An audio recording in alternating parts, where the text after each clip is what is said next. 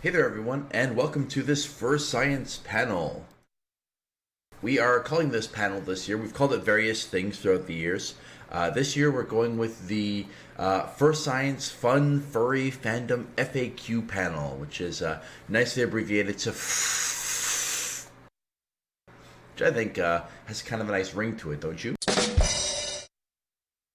We'd like to first off thank very much the Canadian government for helping to fund some of the research you're going to see today, specifically the Social Sciences and Humanities Research Council of Canada. So believe it or not, the Canadian government is funding some of this, and we are very appreciative for it. Just another reason to love the Canada country that I am from. So thank you very much to Canada. So this is sort of a presentation in 6 acts, if you will, a story in 6 acts. Starting with the first act, the introduction, or the welcome to the show segment here. And we're doing this as a bunch of FAQs, so the first question we often get is, who the heck are you and why should I trust anything you have to say about furries? This is a question we get from furries and from the media alike whenever we have to talk about furries. So allow me to explain. We are a team called FurScience. It's made up of actual social scientists who, believe it or not, spend a great deal of our time and our careers scientifically studying the furry fandoms. So this is real science that we're doing here. The members of FurScience include Kathleen Gerbasi, Dr. Kathleen Gerbasi, who is sort of the founding member of FurScience in a sense. She's the one who was doing it before any other of us were. She was doing it way back in, I want to say 2006, 2007, before the rest of us kind of came onto the scene starting in 2010. The rest of us being folks like Dr. Sharon Roberts, Dr. Stephen Rayson, and Dr. Elizabeth Fine, and myself, Dr. Courtney Plant, aka Nuka, as I'm known in the fandom. I was a furry before I was a social psychologist, and so that's sort of my furry credentials and my scientific credentials. And as I mentioned, we study furries. That is what we do as a job, in addition to being professors in our respective fields. And so when I say we study furries a lot. We've been doing it for the better part of, well, in some cases, over 10 years. And we've collected data on more than 30,000 furries. That's a lot of data. 30,000 furries from 70 different countries. So we didn't just go to the local bar or the local bowling alley and find a couple of furries and call it a day there. We've really tried over the last decade to create the largest data set worldwide that's available on the planet on the subject of furries. So we really want to get it right from a scientific approach. And we take this data and we've published it in numerous places. We've published it in scientific journal articles. We've published our own book on the subject. We run and maintain a website where we make all of these findings available, not just to furries, but to scientists and to the media. It's very important to us that furries have access to this data after giving so generously of their time. We also want to make sure that the data gets out to the people who need it most. Anyone who's going to speak about furries ought to be doing so with the best data available. That's why we try to make all of our findings as available as possible, rather than keeping them just locked up behind the paywalls at scientific journals. So with that out of the way, the second question we have to get is, well, okay, how does one study furries in the first place, Mr. Genius Scientist? And the answer is there's a lot of different approaches you can take. We happen to take the social psychological approach in most of our studies because many of us are social psychologists on the team, right? 3 of us are social psychologists, which means to be a social psychologist, you study the effect of the environment on the way we think, feel, and behave, right? So a lot of things affect your behavior or your thoughts in any given moment. As a social psychologist, we study, well, how do the people around you, or the environment around you, or the culture around you, or the media you consume affect the way you behave, right? We don't exist in a vacuum, so we want to study what's going on around us.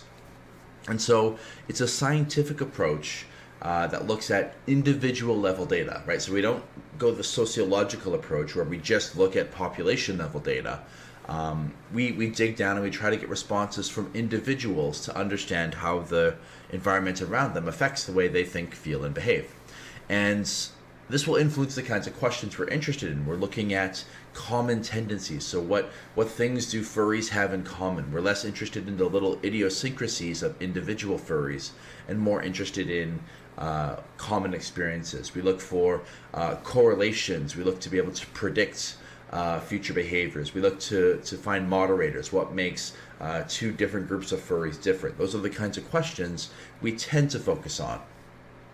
And so when it comes to getting this data, we have multiple sources.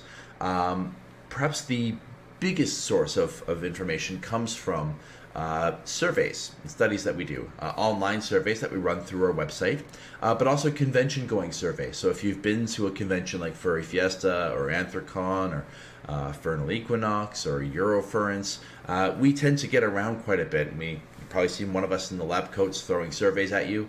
What a good-looking fellow right there. But yeah, if you see us doing that, that's where we get a lot of our data from. We also, in addition to running these sorts of cross-sectional surveys, we occasionally will run experiments. Again, sometimes we'll build them into our surveys themselves. There'll be different versions of the surveys with slightly different wording or questions in different orders.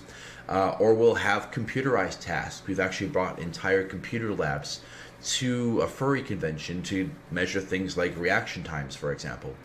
We'll do longitudinal studies where we tracked furries over 6 or 7 years, watch the same furries to see how they change over time. And occasionally we'll even supplement this with more qualitative data, which is detail-rich data on a small number of people, right? So focus groups and interviews to help us sort of paint a complete picture with all of the rich detail that sometimes gets lost in things like survey questions. Which is important to note that the perspective that we have in studying furries is just one perspective, right? We are talking about primarily a social psychological perspective.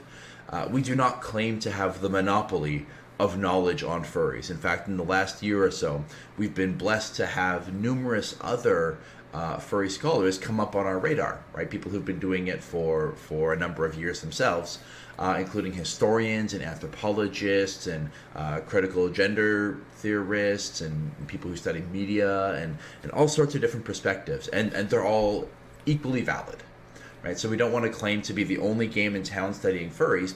We're just going to talk about sort of our perspective today. Right? We're not going to try to speak for other perspectives. This is just the perspective of a bunch of social psychologists studying furries. And what we're presenting here is some caveats to being a social psychological perspective. One is that we are going to talk predominantly about aggregated data or group level data or averages, which means that one of the downsides to that is nuance gets lost. Right? The average furry or the average person in this picture is wearing a fursuit, right? But by extension, by saying that, we miss the fact that, well, one of them is wearing a really cool spacesuit, right? So one of the results of aggregating data is we lose some of the nuance, and that's where some of these other fields are fantastic and excel. So please keep in mind that just because we're talking about aggregated data, if you don't feel represented in that average, that doesn't mean that you don't exist or that we're suggesting you don't exist. It's just the way psychology works is by looking for what we have in common. Other fields look for idiosyncrasies. It's also worth noting, we sometimes get criticized by people who say, well, all you're showing are basic averages and stuff. That's not really very compelling. Please keep in mind that for every page of stats you see here, we've got 20 or 30 pages that we're not showing. Right? There's plenty of really ugly nitty-gritty statistics behind the scenes that we don't show because most folks don't have a degree in statistics. We tend to forego the gory details because a lot of folks just don't like the math or don't understand it. But trust me, we understand structural equation modeling and multiple regression and MANOVAs. We understand all of that stuff and we use it in our scientific papers. But for what you're going to see today, it's kind of the cleaned up, simplified version for folks who don't like math too much.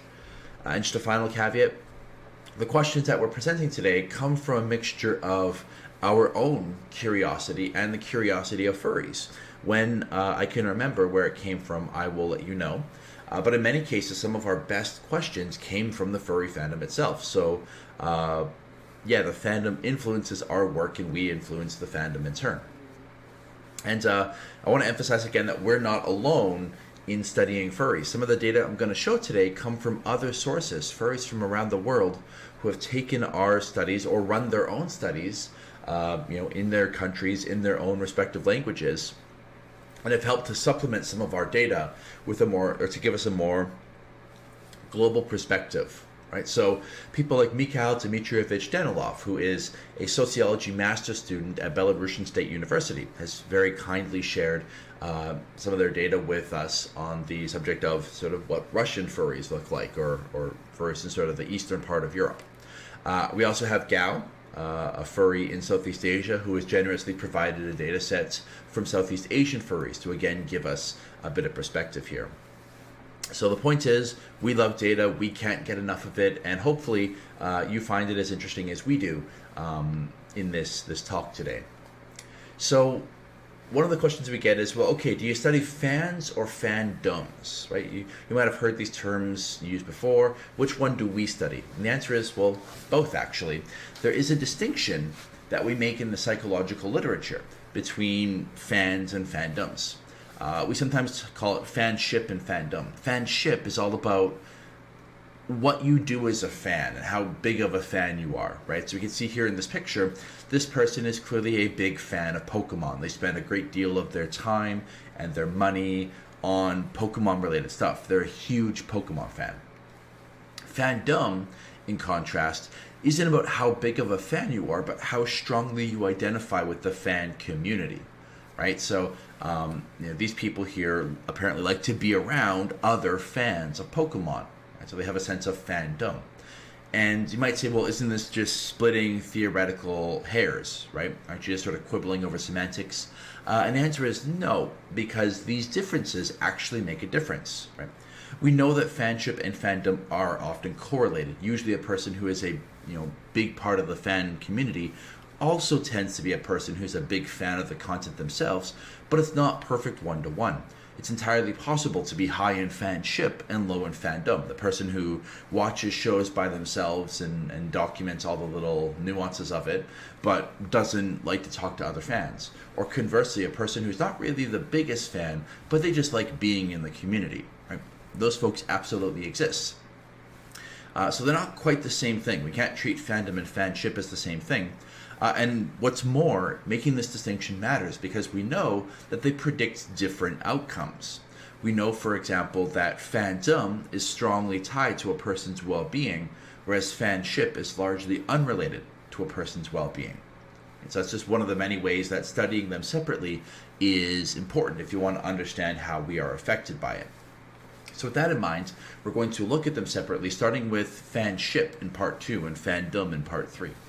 Starting with fanship, what does it mean to be a fan, and what do fans do, and what makes a person a bigger fan? We'll start off the very basics. What is a furry?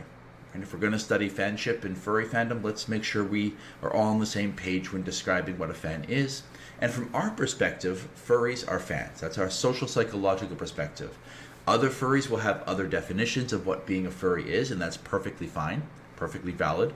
The perspective we take is, well, furries are predominantly fans.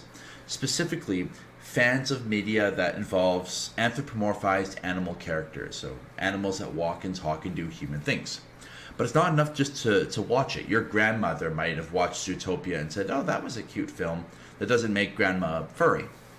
You have to like it enough that you define yourself by it, right? So I liked Star Wars as a movie, but I liked it and then turned it off and walked away and never really thought about it again. Right? So I wouldn't call myself a Star Wars fan. But if I bought Star Wars merchandise and if I talked to my friends about Star Wars and I hung out with other Star Wars fans, then I might like it enough that I define myself by that interest. So it's an identity just as much as it is an interest, an identity that features, among other things, consuming a lot of furry media, which raises the question, well, what do you mean furry media? As it turns out, furry media consists of a lot of different stuff. Everything from TV shows to video games to board games to radio programs to puppetry to a presence on Second Life. You name it. Whatever medium you're into, there's probably some furry-related spin-off of it. which leads to interesting categorical questions about, well, okay, what counts and doesn't count as furry media? One of the big ones being, well, okay, what about shows like My Little Pony that have their own separate fandom? Are bronies or adult fans of My Little Pony, are they furries? To which our answer would be, well, they could be if they chose to identify that way. There is considerable overlap between the furry and brony fandoms, both in terms of content and in terms of just group membership. We know, for example, that 9% of furries call themselves bronies. This number was higher back when the show was first getting started. It was as high as about 20%. We also know from studying bronies that about 20% of bronies are furries. So there is some overlap between those fan cultures. Although some bronies might bristle a little bit about being called furries. They would say, no, I like just this one show. I don't like all furry media. However, we think that this might change in the future with the last generation of My Little Pony, Generation 4, having just come to an end and a new one looming on the horizon that may or may not be as good. We suspect that some bronies may find a home in the furry fandom, a place where they can watch their show about walking, talking pony characters without judgment from others. So that's something we're looking at in the future. And just a couple of stats for the bronies out there. We have studied and scientifically shown that Twilight Sparkle and Luna are the most popular favorite ponies. Sorry to all the Rarity fans out there. She is less popular than many of the background characters. And if you're interested in brony stuff, I do entire panels like this, and we've even published a book called Meet the Bronies, which is all about the brony fandom. So, all in the excuse of me being able to watch a show that I like and call it research. So, you're welcome. We can see here that, yes, consuming content is a big part of what it means to be a furry. We see here that compared to other fan groups, furry fans, especially compared to, say, anime fans, furries spend a lot of time consuming furry-related content and engaging in furry-related activities. When it comes to what does it mean to engage in furry content, well, in terms of stuff that furries spent a great deal of time on, 77% said that they spend a lot of time consuming official furry content. This is professional TV shows or professional studios. 81% consumed fan-made content. We'll come back to that statistic later. 41% say they consume furry-themed YouTube. That's fairly recent because 20 years ago YouTube didn't exist, so the fandom is changing. In terms of buying stuff, 56% of furries consume official merchandise. Almost 60% consume fan-made merchandise. About 2/3 of furries have played some kind of furry-related game with some regularity. And we find that the average furry has spent about 1/3 of their life, or almost 10 years, consuming furry content. And so that's it's probably between 1/2 and 1/3 of their life consuming furry content. So yeah, this isn't something they just stumbled into. Most furries have been liking this stuff for a long time. And it's not just that they consume this media, but they spend money on it as well, time and money. We find, for example, in studies of furries worldwide, that about 2/3 of furries have spent money on a digital art commission. About half of furries have purchased furry clothing. About 40% have purchased a badge that you wear at a convention. About 36% have purchased some kind of traditional art commission, so pencil and paper kind of thing. About 1/3 of furries have purchased prints. About 1/3 of furries own tails, paws, and accessories. About 31% of furries own a fursuit. 27% of furries, or about a quarter, own a collar. And about 9% have purchased some kind of written work about the furry fandom, or about furries in general. We can see here the amount of money that furries typically spend in the past 12 months on furry stuff. So the red bars is what you would be willing to spend in a year. The blue bars is what you actually spent in the past year. And we find that furry spends upwards of about $200 a year, $250 a year on furry art on average, with digital art being more popular by a ratio of about 3-to-1. We find that furries on average spend about $50 on Patreon per year. In terms of erotic art, we find that furries spend an average of about $75 a year on erotic or not safe for work art. We'll come back to that idea a little bit later on in the talk. But you see that art consumption is dwarfed by things like going to conventions, right? Where the average furry spends about $600 a year. This is all in American dollars, by the way, going to fan conventions. And in fact, we can see that these numbers beat out the numbers of other fandoms, right? So here we see anime fans in blue and furries in red. And in pretty much every one of these spending categories, furries outspend anime fans. So furries spend a great deal of time on their interests, even more than fans of other more traditional interests spend on their interests. We find that when it comes to things like commissioning art, most furries have commissioned art, right? About 80%. And among those who do commission art, most commission art numerous times, right? Most furries have commissioned art, 6 or more times. When it comes to commissions, this is an aside, we find that those who do commission art usually do it for themselves, although about 5% of furries say they mostly commission art for other people. When it comes to where to go to find commissions, we're sometimes asked, well, how do I find someone to commission? For affinity, about half of furries say that that's where they find information on commissioning people. Almost as many, about half, say they go to Twitter, and about 1/3 say they go to conventions to find artists to commission. For aspiring artists who want to be doing commissions, take note of the fact that about 60% of furries say that they talk to their friends for advice on who to commission. So it suggests that some of your best advertising will come from word of mouth. So encourage your current clients to talk to their friends about you, because that's where you're going to get the most bang for your buck when it comes to getting future clients.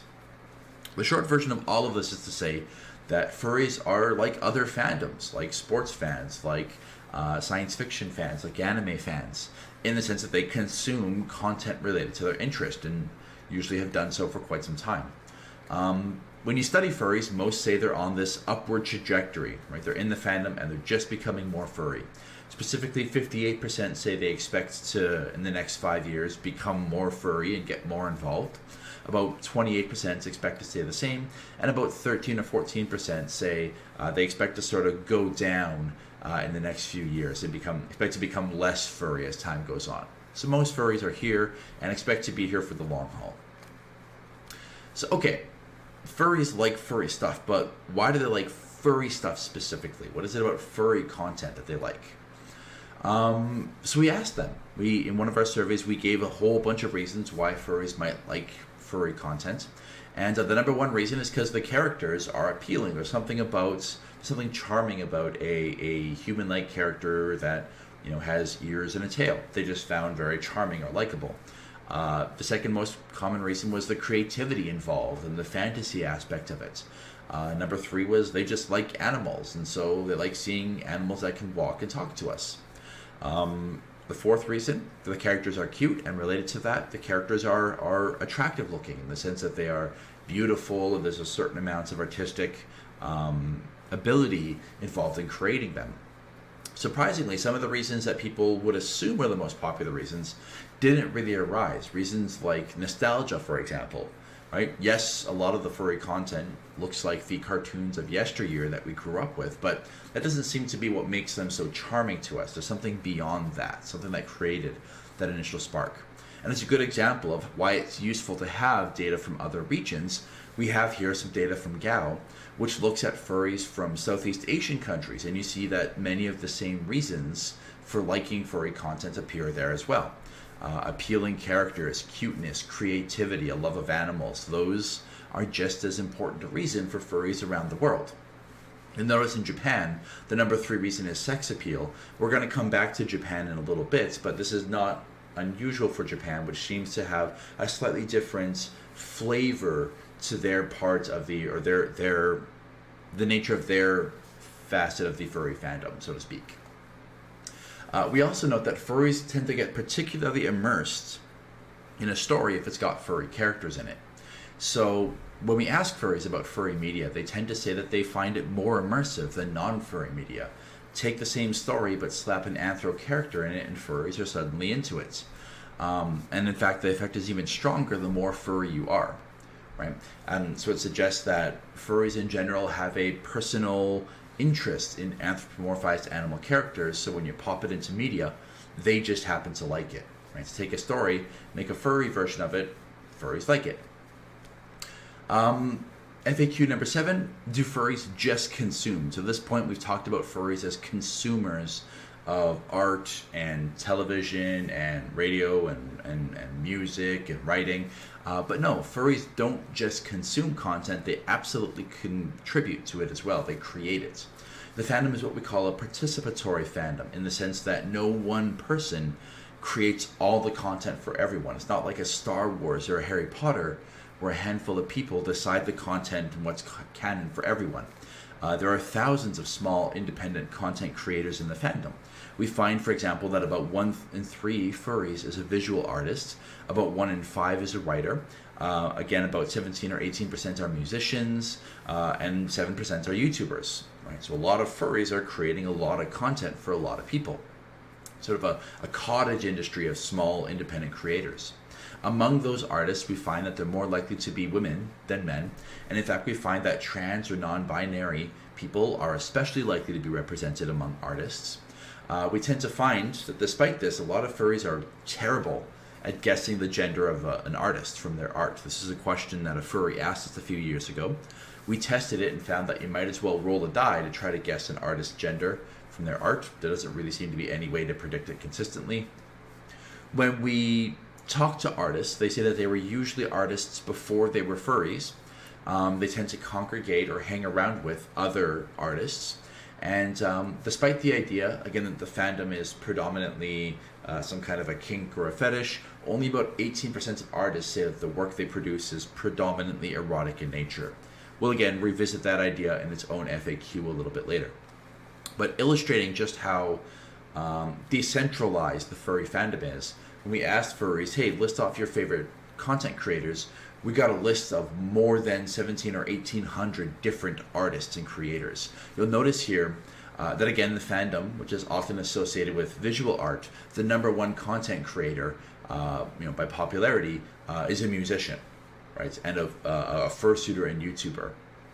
So you can see here that is a good mixture of singers and writers and artists represented in this list, which goes on and on and on and on.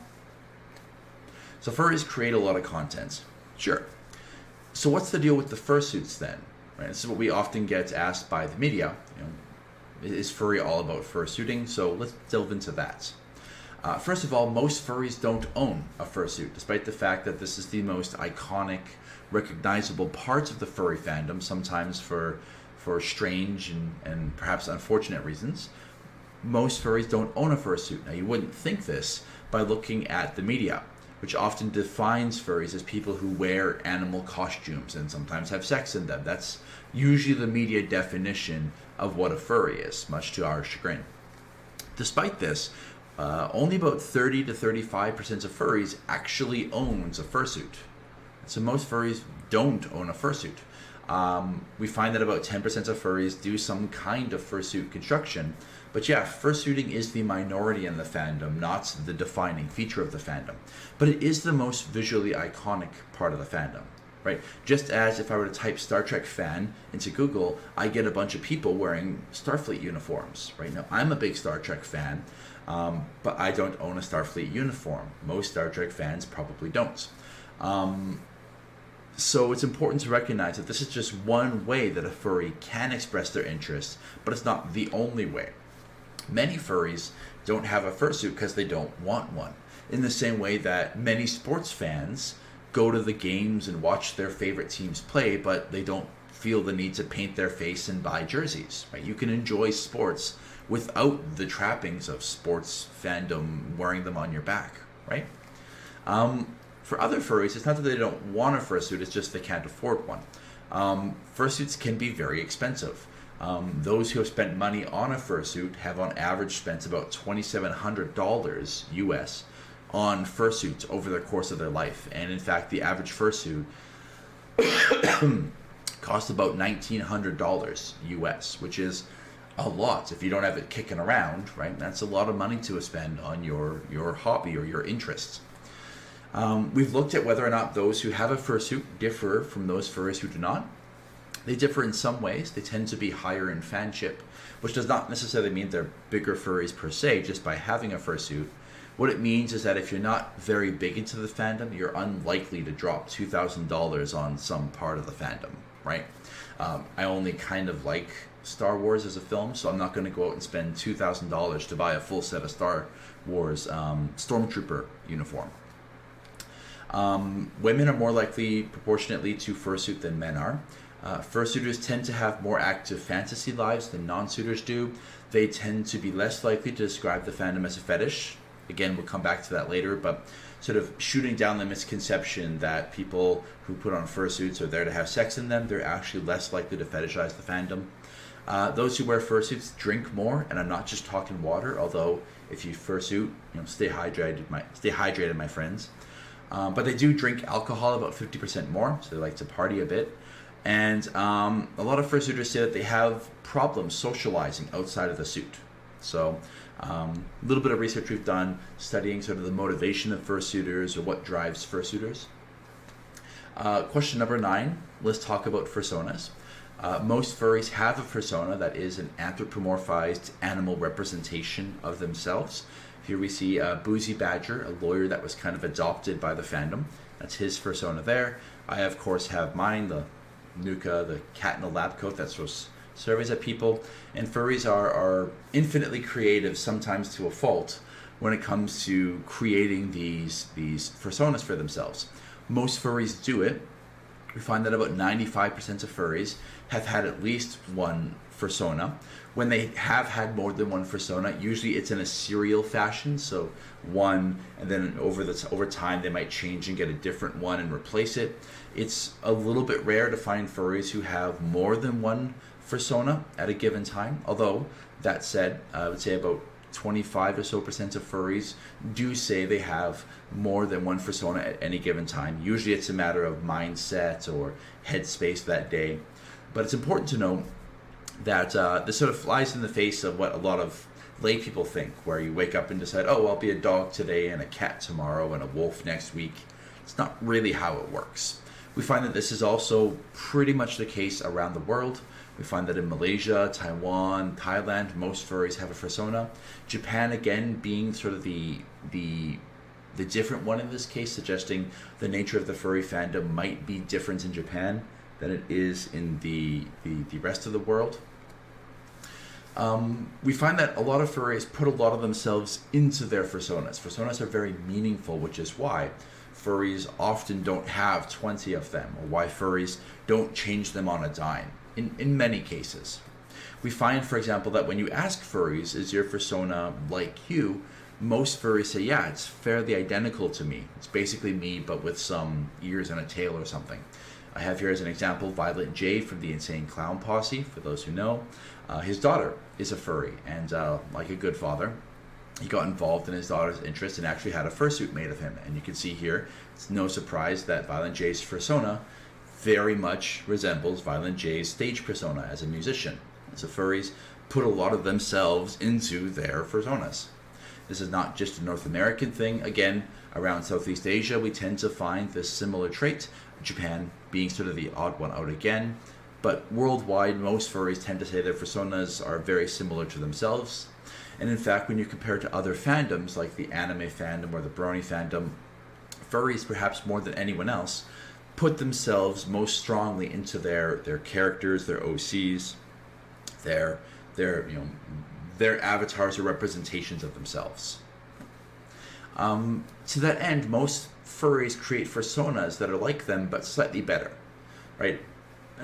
Better looking, stronger, happier, funnier versions of themselves.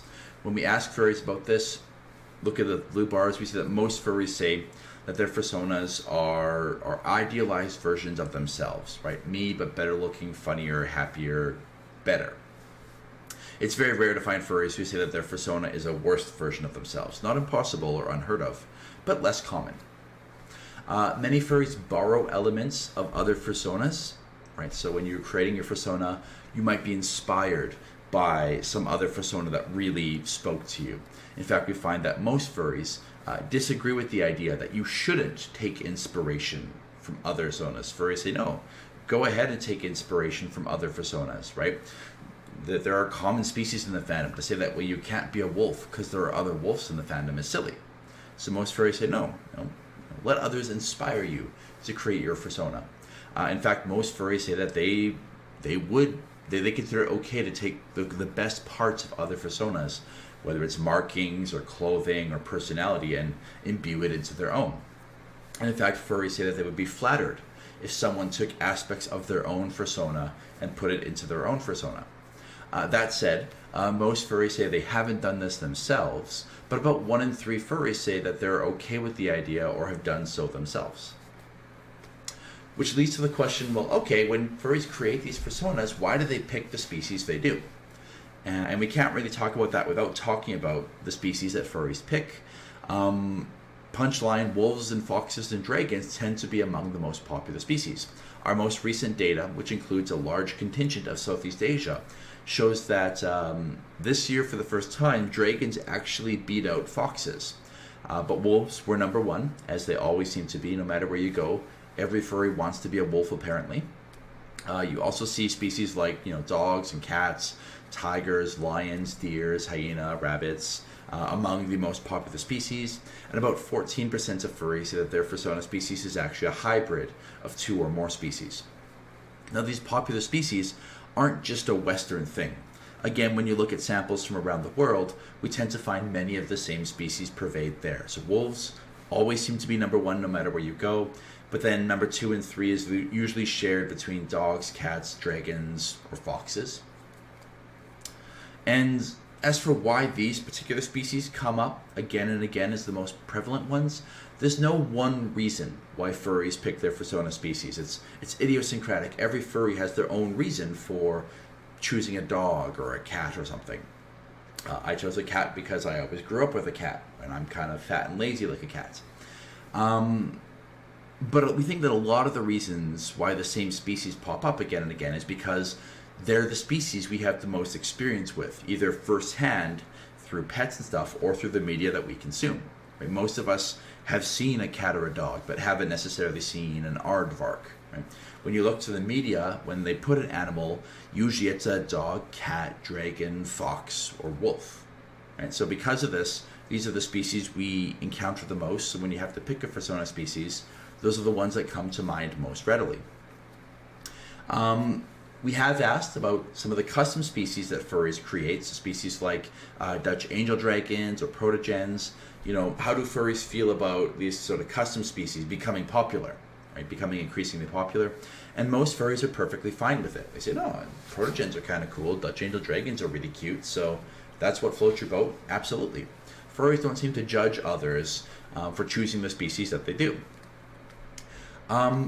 There are, however, stereotypes that exist about different fursona species. Some of them you're probably aware of. We know, for example, that when you study furries with different fursona species, people have assumptions they make about those folks. They believe, for example, that those who have wolf fursonas tend to be loyal. Right? That's the trait that defines them the most. Those who have fox fursonas tend to be more sly and cunning. The belief is that those who have dragon fursonas are obsessed with strength and power. Cats, unfortunately, are associated with being lazy, much to my chagrin as a cat furry. Dogs, again, just like the best boy Seymour, associated with loyalty. Rabbits associated with shyness. Otters pretty one-dimensionally associated with having fun. But is there any truth to these stereotypes? Those are the stereotypes that exist, but we actually went out and tested it. What happens when you actually study furries who have these particular stereotypes? And as it turns out, some of them hold water. We know, for example, that those who pick wolves and dogs do tend to describe themselves as more loyal. Foxes tend to describe themselves as more sly. Bears and wolves, as you might expect, are associated with strength. Foxes and bears tend to be associated more with men in the fandom, whereas cats tend to be associated more with women in the fandom. These all kind of hold a bit of water. They're small effects, but they're there. But there are some surprising ones as well, which should throw caution to the idea of relying too much on these stereotypes. So, for example, despite the fact that foxes are often associated with promiscuity and sex in the fandom, it's actually wolves and dogs who have the most sex. in no small part because people who pick dogs, for example, are also more likely to be gay. And we know from research that gay men, on average, tend to have more sex than straight men do. We also know that dogs tend to be the most likely to be in some kind of a close relationship, and people in relationships tend to have more sex. In fact, if there is a stereotype that exists about foxes that's true, or sorry, if there's a something that's true about foxes that's not necessarily fitting a stereotype, it's that they're shy. If anything, rabbits aren't the most shy species, it's actually foxes. So again, take all of these stereotypes with a grain of salt. Right? Some of them are true, some of them absolutely not true. Right? And on those lines, it's also worth noting that furries themselves aren't speciest in a sense that they don't allow a person's fursona species to dictate how they treat that person. When you ask furries, the blue bars kind of say it all here. You know, would you let a person's fursona species affect the way you treat them? The answer resoundingly no. Right? No. Just because you're a cat doesn't mean I'll treat you any differently. They believe that a person's fursona species says something about them, but they don't believe that should affect whether you interact with them or not.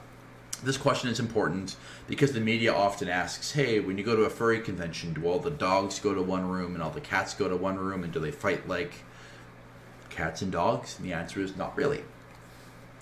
Do furries think that they're animals? Another misconception people often have, which doesn't really hold water on the surface, right? At its first glance, when you see a fursuit, you might think, oh, that person wants to be an animal, or they think they are an animal. But when you think about it, what furries are fans of are anthropomorphic animals, not animals. Right? We like anthropomorphized animals. We see this in the fursonas people create, right? Most furries, when they create fursonas, they're human-like animals. It's very rare to find furries who create a fursona that's just a dog or just a wolf. Right? So furries are defined as fans of anthropomorphic animals, at least in our research. But there is a group who does identify as a non-human animal, and these folks are called therians. And so some folks have never heard the term before. The therian, or therian, is the term for a person who does think that there's something not entirely human about themselves. And this is a term that applies to about 7.5% of furries, who say that there's something about themselves that's not entirely human. So yes, furries will sometimes yuck up the idea of letting out their inner animal, but most furries are not therians. And in fact, most therians are also not furries. We find that there's a huge contingent of non-therian furries and a huge contingent of non-furry therians who would be annoyed if they got called furries. And then there's a thin sliver between them of people who are both furry and therian. And again, this isn't just splitting hairs. Depending on the questions we ask, we find dramatic differences between furries and therians. For example, about 35% of furries will say, well, there are times when I don't feel 100% human. 86% of therians agree with this statement. So, dramatic difference between those two groups. And just to sort of nip this question in the bud, no, when therians say they don't feel entirely human, they're not just making it up. It's a question we get asked, are they doing it for attention or something? No, at the level of how their mind is working, in their heart of hearts, they really do associate themselves with non-human animals. We can test this by looking at the way their mind works. What happens when I activate the you concept in your brain? What else becomes activated? And in therians, the concept of non-human animal may be more strongly or closely tied to the sense of self than human is. Right? So when we ask directly, this seems to be the case, but also indirectly. Patterns of reaction times that are really hard to fake. We find that furries and therians look different in the reaction times that they have, which suggests that their concept of self is not as strongly tied to humans as it is for non-therian furries. We actually published this in a scientific journal. So how does one get into furry then? If they have this interest, where does it come from? Well, the internet, as is the case with many fandoms, is responsible for a great number of furries. Friends getting them into content, being just exposed to the media itself. And we really can't talk about being exposed to furry media without talking about the elephant in the room, which is Disney. Some have suggested that Disney is responsible for more furries on the planet than anyone else. And there's a modicum of truth to that. Right? Disney is among some of the biggest influences for getting folks into the furry fandom. Most recently, Disney's Zootopia has been very influential, but if you go back through the years, shows like Robin Hood and The Lion King have also been influential to an entire generation of furries. So Disney does play a role in getting furries into the fandom, not just in Western culture, but also in some of the Southeast Asian samples, where again you see Robin Hood, and in Taiwan, Disney's Aristocats, Zootopia, Lion King again, Balto, movies like this make their way into the media and influence people who see them to like this stuff when they grow up. In fact, when we asked furries, okay, what's the single piece of media that most got you into the fandom?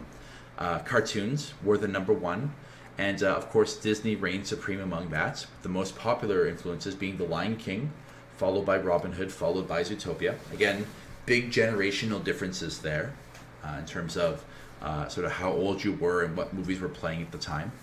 Pokemon, Digimon, and My Little Pony were also big influences. Beyond cartoons, video games were the next most popular source, with Sonic being the most influential of them, followed by games like Star Fox and Spyro and Furcadia. Among books, Warrior Cats, Redwall, Animorphs appeared quite common as influences. This is surprising to me. I read Watership Down as a kid and had nightmares about it, and if anything, that might have delayed my getting into the furry fandom. Websites were also influential, so YouTube or Stumbling Upon Fur Affinity, and comics and webcomics were, in my case, this was the case as well, very influential to getting you into the fandom. So there's this idea when you study furries that we tend to reduce people down to nice, simple, convenient little boxes and labels. So is being furry the only thing that furries do? It's this idea that furries don't do anything besides being furry and wanting to get other people into furry. And that couldn't be further from the truth. When you look at furries and the subcultures within the fandom, we see that furries have a lot of overlapping interests, right? So 2/3 of furries are gamers, right? 43% are science fiction fans, and 1 in 3 are anime fans. They're role players, they're musicians, they're bronies, they build fursuits, they watch sports, they do other stuff besides just furry stuff. In fact, around the world, we see that gaming, just like in Western fandom, gaming tends to be a very common interest among fans, both board gaming and video gaming, followed by other interests. In the Southeast Asian sample, they asked about food, and apparently a lot of furries are into food, and maybe foodies or gourmands. I can certainly understand this myself as a huge fan of curry and sushi. I get it. Other stuff that furries like, they like music, they like TV, they consume other content as well. We see that rock and electronica are among the most popular music genres. Among TV, we tend to find science fiction, cartoon, fantasy as being among the most popular TV shows. Not a lot of furries into politics or reality television. In terms of what motivates furries, so what is it that drives you as a person? Well, we can look at personality and find that one personality trait stands out among the others for furries, and that's this openness to experience. Furries are very creative and open to trying new things. They sort of took Gazelle from Zootopia to heart, and they decided to try everything.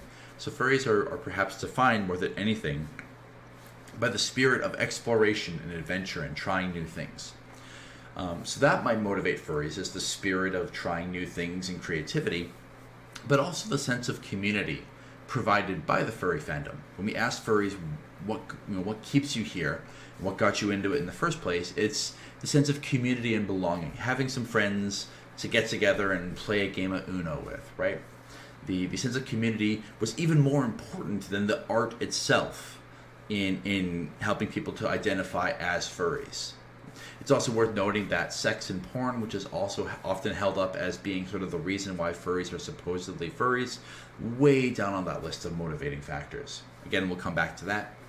But compared to other fan groups, online anime fans, convention-going anime fans, sport fans, we find that furries really do strongly identify with their fan communities, which of course, leads us to part 3, all about the fandom itself. So we'll spend some time talking about what the furry fandom itself looks like as a group of people if you were to take a snapshot. And the first thing you would notice is that this is a fairly young group of folks. Now, in our own research, we aren't allowed to study minors. It's ethics has rules in place that make it very difficult to study minors. But others have been able to study the full range of age in the fandom, and they find the fandom is a fairly young place. A lot of furries in their teenage years tend to get into the fandom, and then they continue on into the fandom into their sort of young adulthood and into their sort of late 20s and stuff. With, of course, a smattering of furries well into their 30s and beyond. As a furry well into his mid-30s, I'm very aware of this. Most furries say that they had their first interaction with the fandom before the age of 18. About 60% of furries say that's the case. About 1 in 3 furries say that their first involvement in the fandom was before the age of 16. And about 10% say that their first involvement in the fandom was before the age of 13. In our own data, we find much the same thing after the age of 18. There's this sort of fall off, this gradual falling off, where furries who got into it in their teenage years tend to be pretty into it in their 20s and slowly start to taper off. The term gray muzzle is sometimes used to describe older furries in the fandom. It's a term they often use to describe themselves, so it's not a term of insult or derision. About 14% of furries would call themselves gray muzzles. And as I'm noticing gray in my beard for the first time this year, I'm starting to use the term myself, perhaps. The average person who calls himself a gray muzzle is 38.6 years old. What's interesting about the fandom is that it's not getting much older. And here's what I mean by that. It doesn't have this like time freezing ability per se. But when you look at furries, so the solid black line, from 2012 to 2018, over that 7-year period, furries got about 1 year older on average as a group. Compare that to the brony fandom, the gray line, where over 7 years, the average brony got about 5 years older. Right? So the reason for this is because in the brony fandom, most folks got on early on in the show and they kind of stayed there. There wasn't a lot of new folks coming on. And so the same group of people kind of grew up with it and got older with it. Whereas in the anime fandom and the furry fandom, there's so many younger folks flooding into the fandom that it keeps the average age of the fandom suppressed. It keeps it rather low.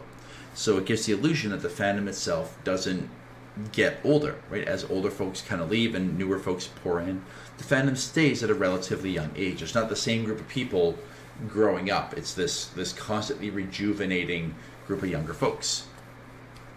In terms of the ethnic composition of the fandom tends to be predominantly white.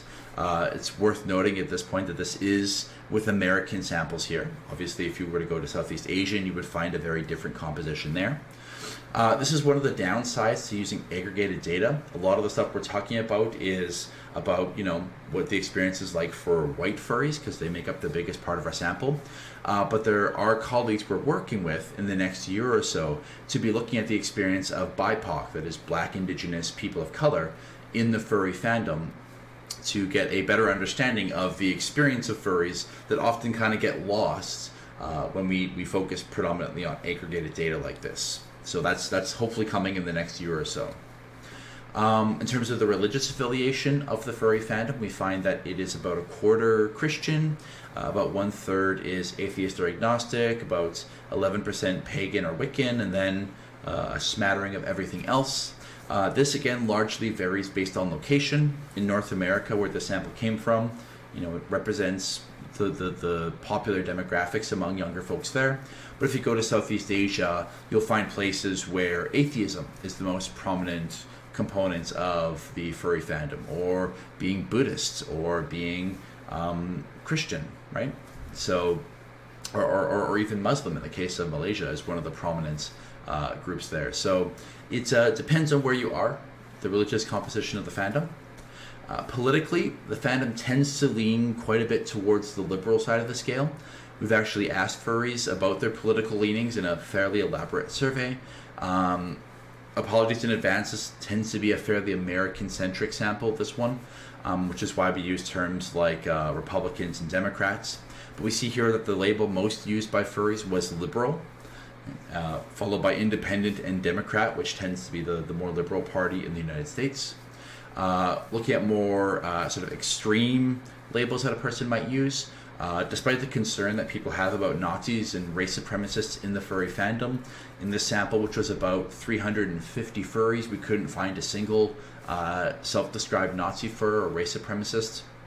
So they tend to be a very vocal minority, right? There aren't a lot of them, but those who are there make a big splash and get a lot of attention to themselves.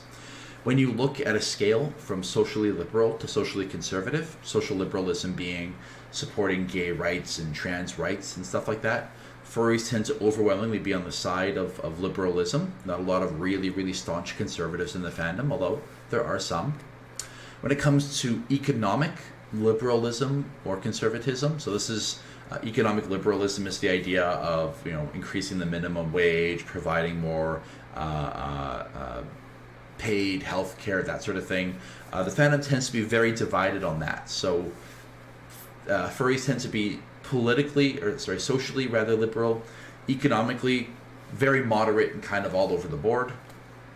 In terms of their belief in state power, furries tend to be rather moderate in this as well.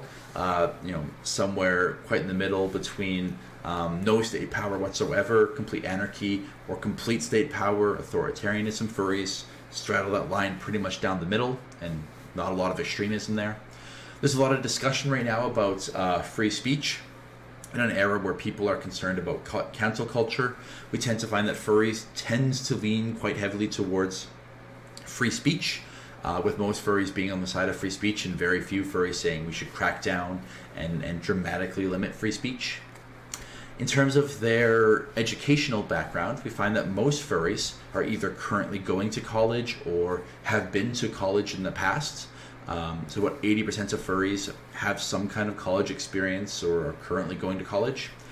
And it should come as no surprise then that most furries are kind of nerdy. They do really well in school. Furries on average, average around a B plus A minus when it comes to school. When it comes to sex and gender in the fandom, we are guilty, like a lot of social scientists are, of oversimplifying. When we first started, we are guilty of having the male-female other box, which we don't do anymore. After a lot of input from LGBTQ activist groups, we have improved the way we ask these questions about sex and gender. We ask about them separately. We give people lots of options. We let people write in their own options. We ask about it in many different ways. The general gist, when you look across all these different ways, is that the fandom tends to be about 73% cis male, about 10% cis female, about 12% or 13% transgender, a number which is about 20 to 25 times higher than what you find in the general population. So lots of trans representation in the furry fandom. About 12.5% non-binary, about 5.6% gender fluid, and about 2.9% agender. So furries kind of run the whole gamut when it comes to gender expression. And as it should come as no surprise to many folks, in a similar vein, most furries aren't straight. Right? So the LGBTQ representation in the furry fandom is very much real. In fact, straight furries make up quite a sizable minority in the fandom worldwide. Only about 10% of furries identify as exclusively heterosexual, with many furries identifying as gay or bisexual or pansexual. A sizable group of furries identifies as asexual or simply having no idea how they identify. Related to this idea is the question of relationships, and we find that many furries themselves are in relationships, whether they're straight relationships, gay relationships, or whatever you happen to be into. And we find, right, that just over half of furries are in some kind of relationship, whether it's dating, whether it's married or common law. Most furries have a significant other. It's worth noting here that almost 10% of furries, about 8 to 10%, identify as polyamorous, a number that's considerably higher than what you find in the general population. And God help us, furries are reproducing. About 4% of furries have kids. So, making the next generation of furries. I Hi, everybody. Hi, Furry Fandom. Dr. Roberts here. I am sorry that I have interrupted Dr. Nuka's fabulous presentation. I'm sure you're enjoying it, as am I, but I thought we could just take a second to have a little chat. A lot of people ask us, how do we support FurScience? Well, I mean, the obvious thing is participate in our research, and we really thank you and appreciate that every time people do it. Thank you, thank you, thank you. But the other way that people can really support FurScience is by engaging in our social media. And by that I mean Twitter, Facebook, Instagram, and of course YouTube, by liking, sharing, and subscribing. Why? Why would that matter, you might ask? Well, our funders care about how we are disseminating information, and the more reach that we have through social media, the better we're doing our jobs. So please go to our social media. I'll wait right now. You go right ahead. Just go on YouTube. One eternity later. Excellent. Thank you so much. And now we go back to Dr. Plante. What's interesting is that when you look at relationships and you break them down by sexual orientation, you find some really interesting findings. Namely, that if you are gay and in the furry fandom, there's a fairly good chance that you're going to find your partner in the furry fandom, which makes sense. If you're gay, there's a lot of gay furries around you. It's sort of a target-rich environment. Whereas if you're straight and in the fandom, it's far more likely that you have a partner who is not furry, right? And so you're sort of trying to either get them into the fandom, or it's your hobby and they have little interest in it. So again, depending on whether you're straight or gay, you may or may not find your significant other in the fandom. Among those who are in relationships, we tend to find that the furry thing tends to be more beneficial than harmful to the relationship by a factor of about 5 to 1. When furries are in relationships with each other, furry doesn't really come up as something they fight about. They're more likely to fight about things like money or the stuff that couples regularly argue about. When furry problems do arise in relationships, it's usually in the context of I'm a furry dating a non-furry. And even then, it tends to be fairly rare to find that furry is a problem in relationships. We do find that furries who are dating someone who's non-furry tend to have better relationships when that person is okay and accepting of the fact that you're a furry. In an open-ended fashion, we asked folks sort of what are some of the drawbacks when furry does get in the way of your relationship. How does it get in the way? And there's things like jealousy, right? So my partner's jealous of the time I'm spending in the furry fandom or other people in the furry fandom. My partner doesn't want to be associated with the stigma of dating a furry, right? They don't want that. They don't want their friends or family to know they're dating a furry. Problems with local fandom drama. So local fan groups can be kind of insulated and small. So if you dated someone then broke up, they're probably still in your local fan group. That can create some friction.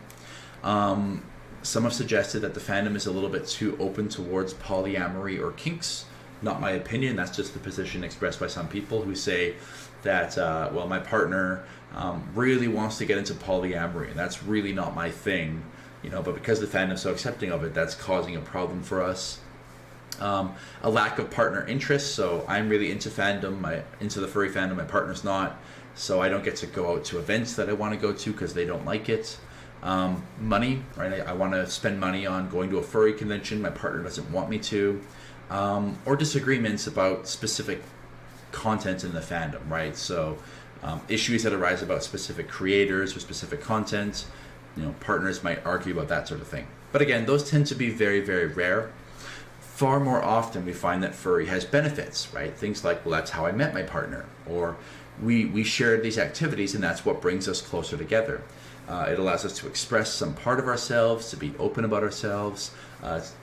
We're in a place where we can express our gender identity or our sexual orientation openly, so we don't have to hide the fact that we're gay, or I don't have to hide the fact that I'm trans, in a furry space. It's a place for us to meet friends who have a similar hobby. It allows us to be more confident, to become better people. It allows us to role play in a safe that encourages exploring facets of your identity. Provide social support for us, and for some folks it's your job. If you're an artist or a content creator, that might be your job. So yeah, we see that the fandom impacts many facets of our lives, including the relationships we're in. Speaking of relationships, how do furries themselves meet up and interact with one another? Well, most of the interaction furries do is online.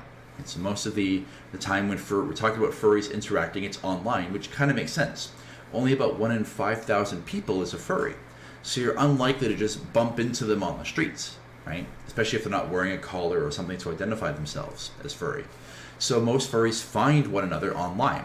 In fact, about 80% of furries say they regularly use some kind of regional furry board or website. About 86% of furries say that they spend at least some of their time chatting with furs online using programs like Telegram or instant messaging programs, or I guess Instagram, although you don't do a lot of chatting on that. Twitter, there's sort of the funny story of Twitter where furries made their presence known on Twitter when Twitter said, please don't anthropomorphize the Twitter bird, to which furries demonstrated psychological reactance by doing the exact opposite of what they were told and anthropomorphizing the crap out of the Twitter bird. So, admit it, you knew this was going to happen. So furries, very active on social media platforms. We find that the most popular website worldwide for furries is Furaffinity, which is has been used by about 96% of furries online. So furries very much use Furaffinity. Many of the popular websites used by furries are either used for communication or for sharing art content, you'll see. And this is also true in other parts of the world. Right? So in the Southeast Asian, for examples, when it comes to sharing art, Furaffinity, Twitter, Pixiv, DeviantArt, the most prominent places. When it comes to talking to other furries, Facebook, Telegram, Twitter, and Line tend to be the most popular places to do so. So just like furries from around the world can talk to one another, oops, sorry about that. Scared the heck out of me. That's my alarm. Where does it go? Yes, okay. So furry conventions are popular all around the world. So furries talk to one another around the world, and they go to conventions around the world. About 1 in 3 furries say they make it out to some kind of local meetup, maybe to bowl with the Klingons or to have a rematch in bowling with the Klingons. I assume the Klingons won because I got to imagine it's harder to bowl in a fursuit than in a Klingon outfit. We find that about 50% of furries say they make it out to at least one furry convention per year. They are all around the world. In fact, when you ask furries, about half make it out to at least one con per year, but about 95% of furries have been to at least one furry convention over the course of their life.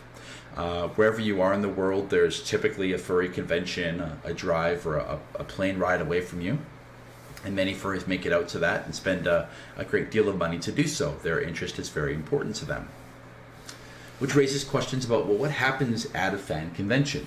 What are some of the ways that furries act differently at a convention than they do in real life? And when we asked furries what's different about a convention, the things that came up were things like, well, I'm more physically affectionate at a furry convention. I hug, I cuddle more than I would in my day-to-day life. Excuse me. I wear my furry-themed clothes, my art, my badges, my fursuit at a convention. I don't get a chance to wear those in my day-to-day life. I get to share all the art and jokes and memes and gossip with other furries in a way that I don't get to in my day-to-day life.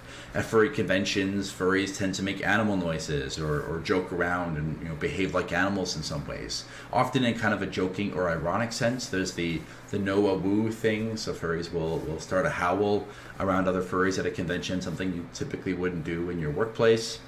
And in general, a lot of furries say that the fandom is a place where they can be more social than they otherwise would in their day-to-day life. So how does being among furries affect furries? I couldn't resist putting the Among Us joke in there, so very sorry. But it is worth asking, does being in and among the fandom change the way furries think and behave? Yeah, in several ways. One of which has to do with the norms of the fandom. A theory called social identity theory is a social psychological theory that argues that when you're in a group, the norms of that group affect the way you think and behave. You internalize them. So what are the norms in the furry fandom? Well, furries care about the well-being of animals. They're compassionate towards them. So many furries, when they see that, they internalize that themselves. Being part of the fandom solidifies your concern for the well-being of animals. Furries also tend to have norms of global citizenship, where we accept differences in one another, we care about one another, we're part of a global community, so we worry about things like the environment that affect us all. When furries are suffering somewhere else, we want to help them because we feel their pain. So we internalize those sorts of norms. And in fact, the more strongly a furry you are, the more you embody those awards yourself. Right? So stronger, more furry people tend to embody and live those furry norms as well. And it's no coincidence here that I put up Dog Bomb, a furry who I think embodied many of those, the best parts of furry fandom, and you know, was held up as a shining example of what it meant to be a furry as a result. Drawing upon some analogous literature, there is research suggesting that, well, when you consume a lot of violent media, it can make you more aggressive. Well, as it turns out, other media have other effects as well. So, for example, we published a scientific journal article on the idea that consuming shows like My Little Pony with pro-social content might actually lead to more helping behavior. So I'm very proud of this particular paper, both because the title is called Letters from Equestria, and because I was able to slip into a scientific journal article the starting line, "Dear Princess Celestia, today I learned a great lesson about friendship," which, you know, it's the little things, #career goals. But what we found in this study, where we compared My Little Pony fans to fans of Rooster Teeth, and online YouTube content, you know, viewing fandom, we found that those who watched more My Little Pony specifically also tended to be more empathic, and that this empathy was associated with things like charity, right? So again, the idea that the media you consume has norms in it, and we tend to internalize and live those norms. So it's no surprise that furries who consume media that involve animals and who have these norms about the importance of helping animals, most furries are charitable towards animal organizations. About 60% of furries say that they've donated money to animal charities in the past few years. So yeah, furries tend to internalize and live those norms, and that's one of the ways that furry affects us, right? Is the norms we internalize. But there's other more subtle ways that being a furry and being among furries affect us, and it's something that leads to a weird quirk or ability that furries have. This was based on some research that a furry had asked us years ago, which is, you know, do furries have problems recognizing human faces? Because furries spend so much time staring at animals, do they suck at recognizing human faces? And we thought, well, we can test that. And so it's based on this idea that when you look at all these different fursuits, furries will notice dramatic differences between them, differences in species, differences in quality, differences in makers, whereas a lot of folks just see, well, they're blue fox wolf things, right? And indeed, you know, this distinction is what allows us to note differences between furries and non-furries. So we actually published this in a scientific journal where we compared furries to non-furries on tests that measure their ability to recognize furry faces, human faces, and fursuit faces. So we showed them lots and lots of pictures of each of these, and then we gave them a memory task, so we took the pictures away, and then a few minutes later we showed them some new pictures and some old pictures and said, hey, do you recognize these from earlier? And what we found, first of all, was that furries were no different than college students in their ability to recognize faces. So furries weren't bad at recognizing human faces. What they were was freakishly good at recognizing furry faces and fursuit faces. And this is actually something we know that happens with expertise. My father, for example, he builds cars. He's an engineer. He loves cars. And he's one of those people, when a car goes by, he can tell you the make and the brand and the year of the car, whereas I see a box on wheels, right?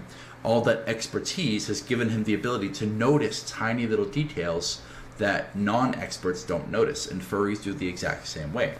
So it's one of the weird little superpowers we pick up just by hanging around other furries. We can't talk about the furry fandom without talking a little bit about furry drama. So is furry drama a thing? Yes, furry drama is absolutely, totally a thing. We have been working to scientifically define or operationalize drama. Our definition, which we've derived by asking hundreds and hundreds of fans to describe what drama meant, we've extracted 3 common features. First, drama involves some kind of a conflict between people. it usually takes place, or it usually rather, is something that gets blown out of proportion, right? So if it's something small that's become a really big deal, a bigger deal than it should be, that tends to make it furry drama.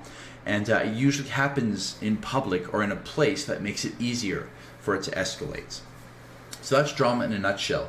Little things that get blown out of proportion. It doesn't mean that every argument or every fight is drama. Sometimes a big reaction is justified. If a local furry beats someone up, right, and everyone kind of freaks out, well, you probably should freak out about that. That's, criminal assault.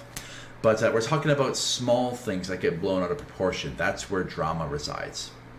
And it's easy to trivialize drama. It's easy to laugh and roll our eyes and say, drama, that's just a furry thing. But the reality is that drama is one of the leading factors driving furries out of the fandom. When you study furries who've left, drama is the number 2 reason why furries leave. So if we want to keep the fandom vibrant and keep around folks for the long run, it behooves us to pay a bit more attention to drama in the fandom and perhaps take the issue more seriously. Speaking of drama, I wanted to touch on a topic that we've studied in the fandom based on a suggestion of an older furry, which is the idea of ageism, right? Treating others in the fandom differently based on their age. And as it turns out, ageism is totally a thing. But it kind of runs both ways. We find, for example, that younger furries would much rather prefer to hang out with younger furries. Older furries, the same is kind of true. They would tend to prefer to hang out with older furries, right? And they're less interested in hanging out with 18-year-old furries. As it turns out, the ideal age to be as a furry is between 25 and 34. If you're in your late 20s or early 30s, everyone wants to hang out with you. And as a furry who's just starting to leave that part of the age demographic, I'm a little bit concerned that I'm suddenly going to become less desirable to hang out with among furries. We'll see what happens. That tends to be the way it works. It kind of happens in both directions. And it sort of makes sense why. I always argue that it's because there are generational differences, right, in terms of interests, in terms of hobbies. When you're 18 years old, you're talking about moving out of your parents' house, you're talking about going to college, you're talking about getting your first car. If you're 40 years old, you're talking about your mortgage, you're talking about your career, you're talking about, if you have any kids. So you're at very different stages in your life, so there's just less common ground between you to talk about. Right? So 18-year-olds might find 40-year-olds boring, and 40-year-olds might find 18-year-olds kind of boring.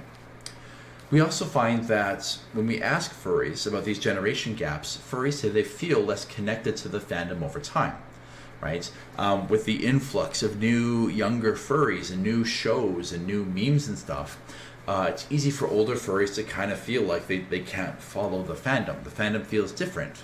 The shows and norms that were happening when you first got into the fandom are totally different now. I can remember when I first got into the fandom, like 13 years ago or whatever it was, YouTube wasn't a thing. So, there were no furry YouTubers. And nowadays, it's strange to me to hear so many furries talking about furry YouTube, right, as being like something that got them into the fandom, because this just didn't exist. Go back 20 or 30 years, right, and you'll have furries who were called some of the first fursuits, and fursuiting wasn't really much of a thing back then. And nowadays, the fursuit parade is the central event of any furry convention. So with time, the fandom does change, and it can create these generation gaps between folks who feel out of touch with another generation of furries. In fact, to tap into that, we actually asked older furries and younger furries to talk about where these gaps exist. So this first one is what happens when you ask older furries why they feel out of touch with younger furries. Where does this gap come from? The biggest one was technology differences. Younger furries are just using platforms and technology that they don't recognize, right? So, I don't know what a TikTok is, right? Never mind how to use one.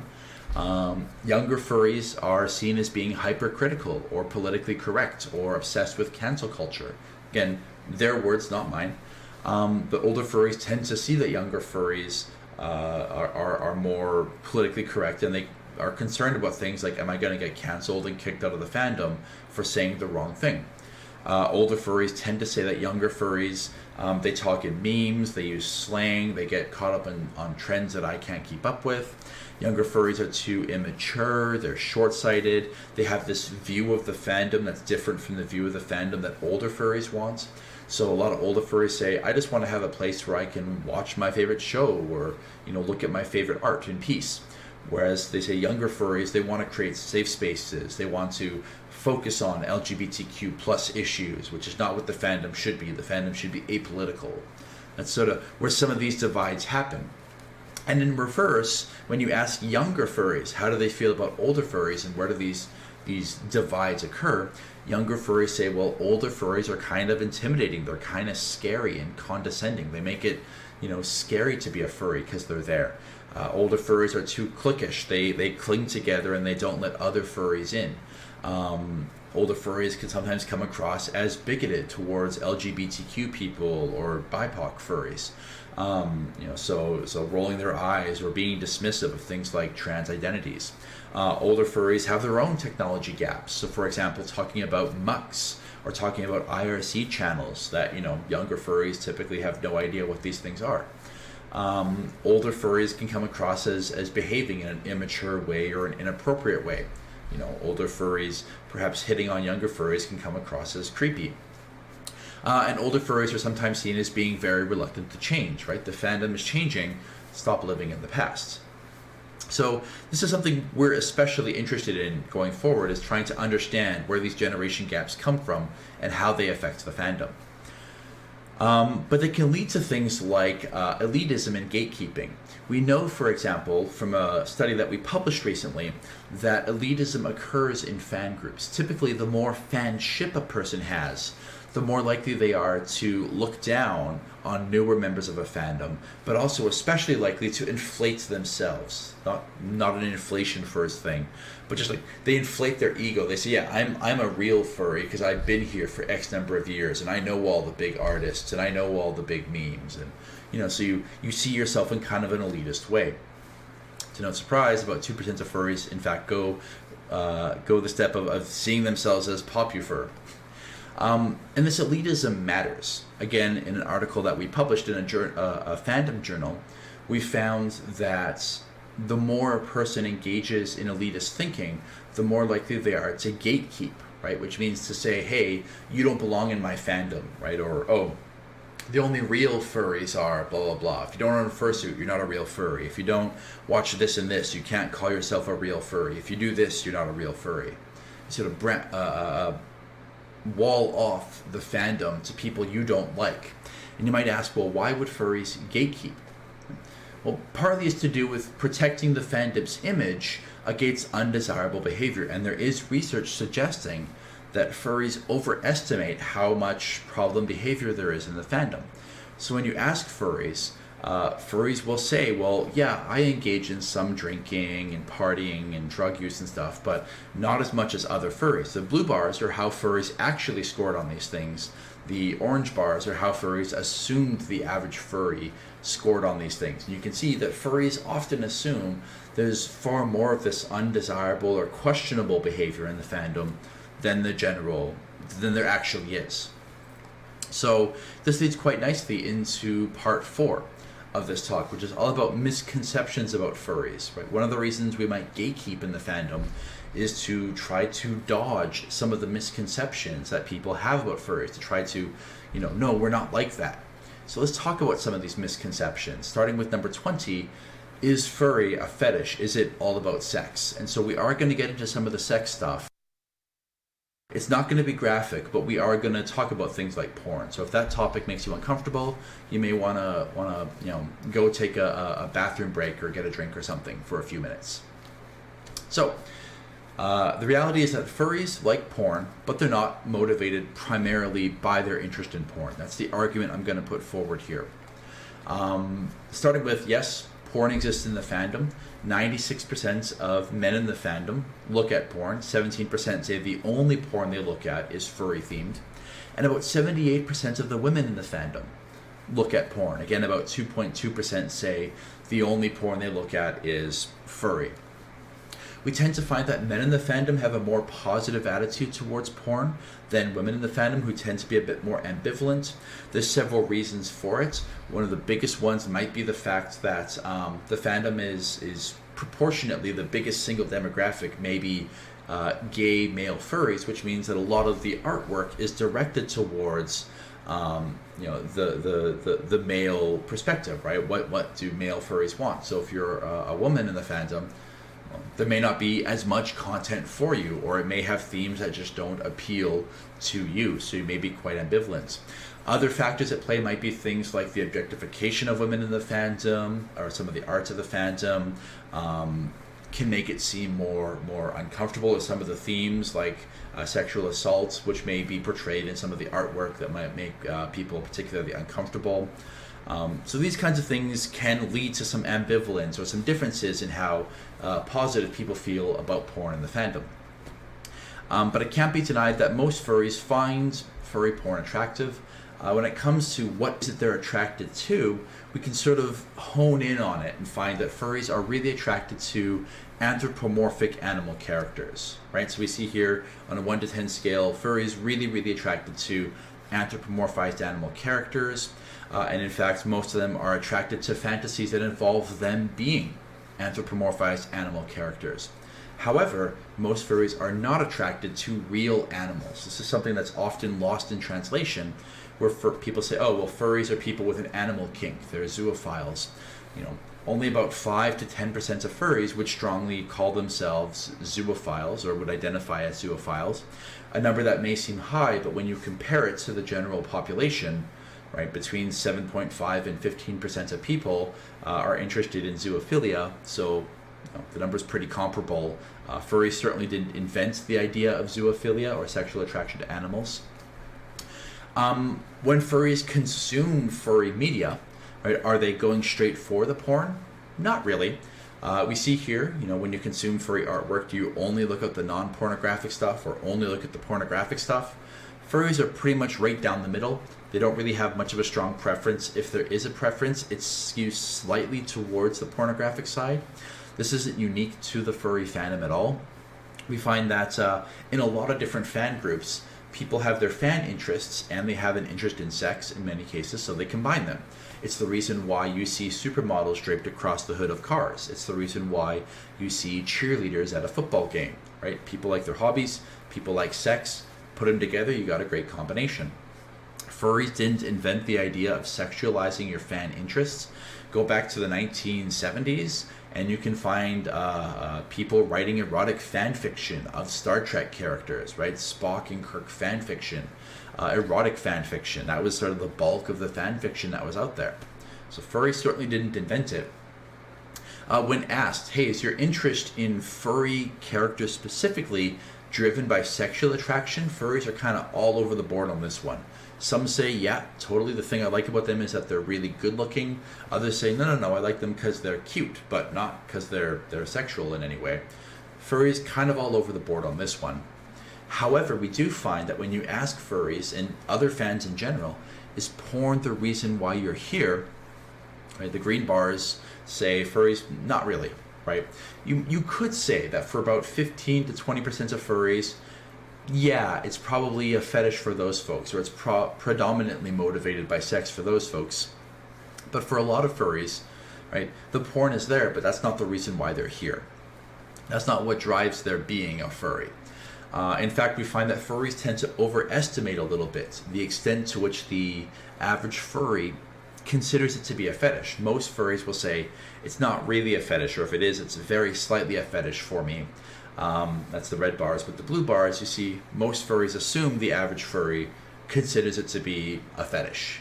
Right? So again, in all of this, I should point out, this is not to fetish shame or kink shame. There's nothing wrong if you are sexually attracted to anthropomorphic animal characters. If you're sexually attracted to having sex in fursuits, there's nothing wrong with this.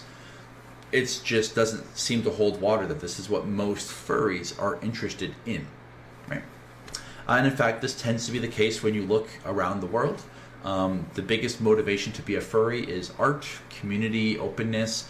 Japan, again, it might be accurate to say in Japan, it may be accurate to call many furries fetishists in that regard, because fetishes and sexuality seems to much more strongly be propagated in the furry fandom in Japan, but in a lot of other places, sex really isn't a primary motivator of your interest in furry content or your being a furry. This is a large structural equation model that I built. I won't get into all the nitty-gritty details of it. I'll spare you that. But the point of this, and it's going to be published in a paper this year, the point of this is that this paper shows that when it comes to what makes you a furry, sex has little to do with it. In fact, the biggest drivers of being a furry is the non-sexual stuff. And so whether someone calls themselves a furry or not, and how much they call themselves a furry, that's driven entirely by non-sexual stuff, right? The sexual interests that are there are not at all tied to whether or not you feel a connection to the fandom or whether you personally identify as a fan. It can predict things like how often you look at furry porn, but it doesn't predict things like how strong of a furry are you. So the point is that furry is a fandom for most furries, a fetish for some furries, but it would be wrong to define furry first and foremost as a fetish for furries. Right? That's the sort of take home from that. So to help dispel that misconception a little bit, furry is not all about sex. Are furries dysfunctional? Are they broken, maladjusted people? Well, to answer the question about are furries deviants, right? Are furries unusual? The answer is yes, insofar as furries are statistically rare. Again, 1 in about 5,000 people is a furry.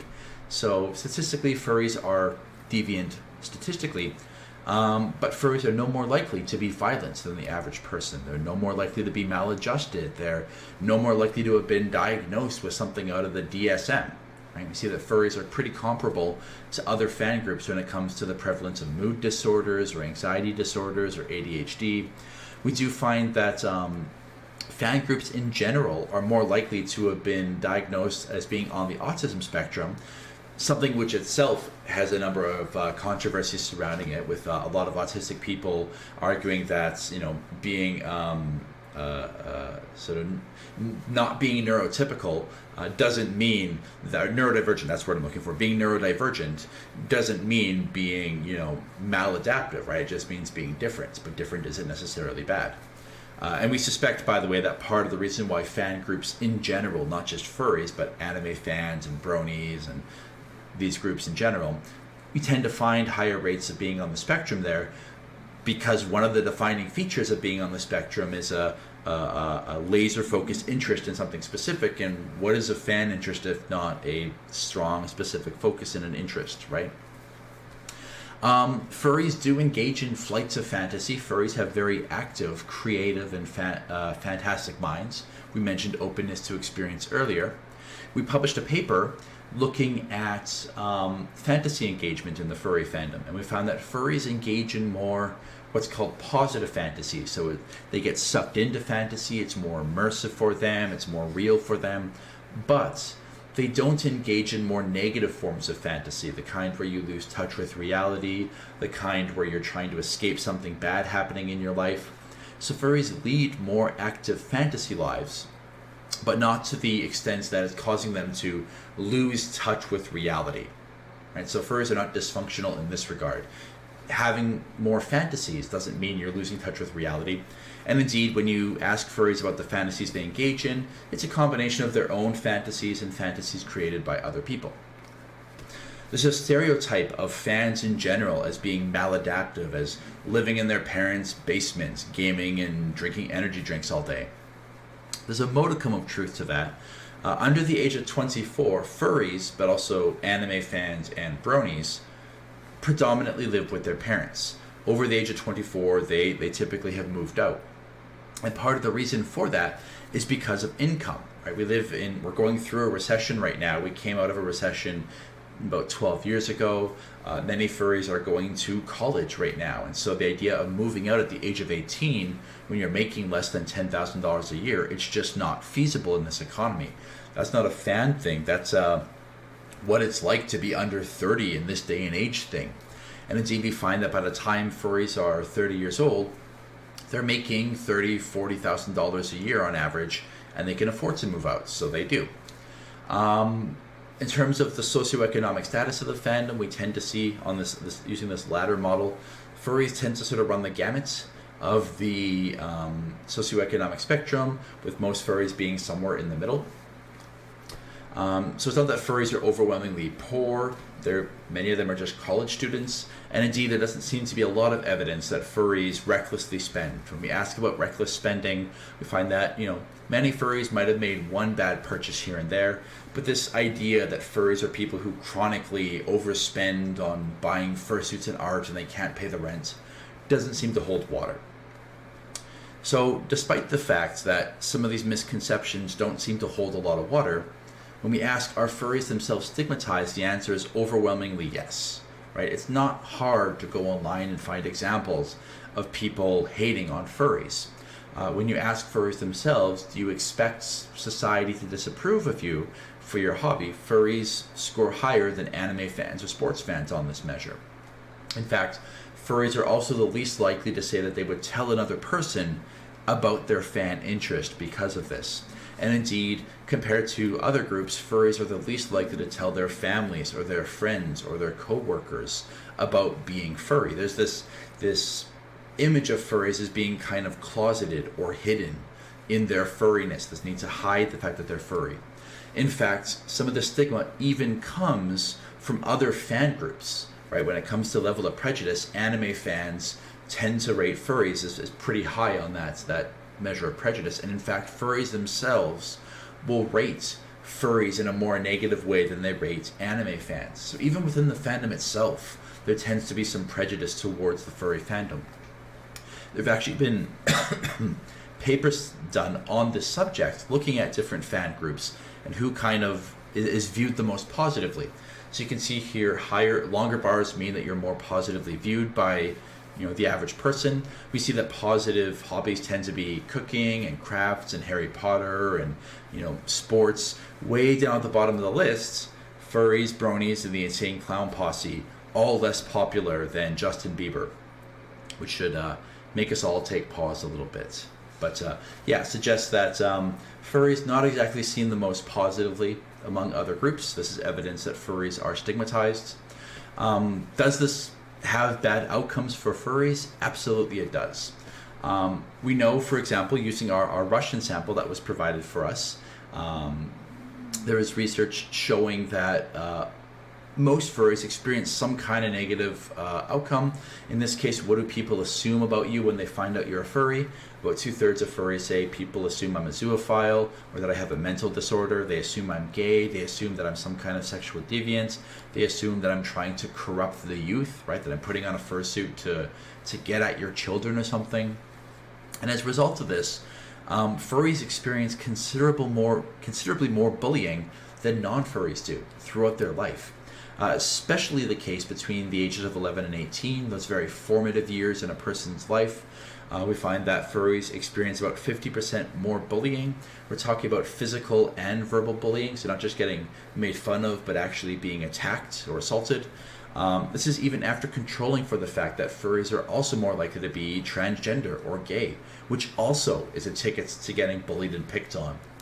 In fact, looking at some of our Russian data again, we see here that, or some of the Russian data, not our data, we see that most furries have been teased, most furries have been threatened.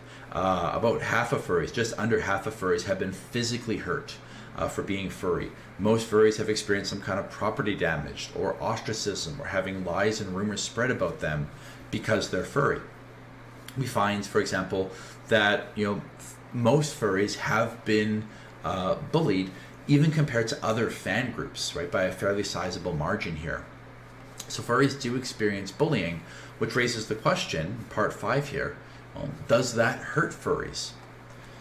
Well, we know from research that having to hide your identity is bad for you. It's hard and it's bad for you because it requires effort, right? Let's say you're trying to hide the fact that you're gay.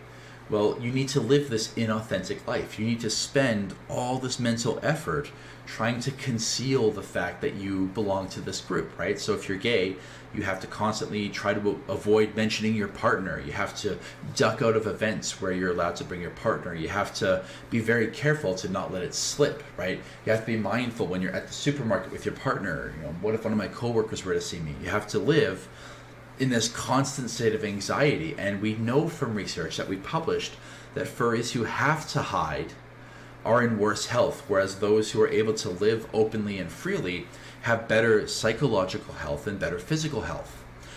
We do know that furries experience, a sizable amount of stress and anxiety in their life, and even some depression.